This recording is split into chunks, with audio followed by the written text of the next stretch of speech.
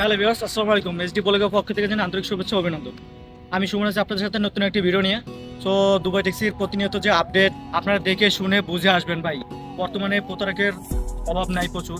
লাইসেন্সের টাকা আপনার নিজেরই বহন করতে হবে।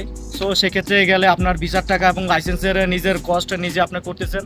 সো হিউজ পরিমাণ টাকা পড়ে যাচ্ছে।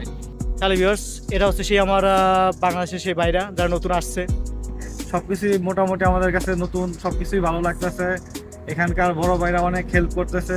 টোটাল মিলা জেলা 5.5 লাখ টাকার মতো এখানে খরচ হইব। ট্যাক্সিতে অনেক ভালো ইনকাম সোর্স আছে। যদি কষ্ট করা যায়, যাদের ধৈর্য আছে, কষ্ট করবে, তারা এখানে ভালো টাকা ইনকাম করতে পারবে। এখানে আসে ম্যাক্সিমাম 9 মাস থেকে 1 বছর ধৈর্য ধরতে হবে। এখানে আসার পরেই কিন্তু আপনি কাজ পাবেন না। এখানে এসে আপনাকে অনেকগুলা ধাপ পার হতে হবে।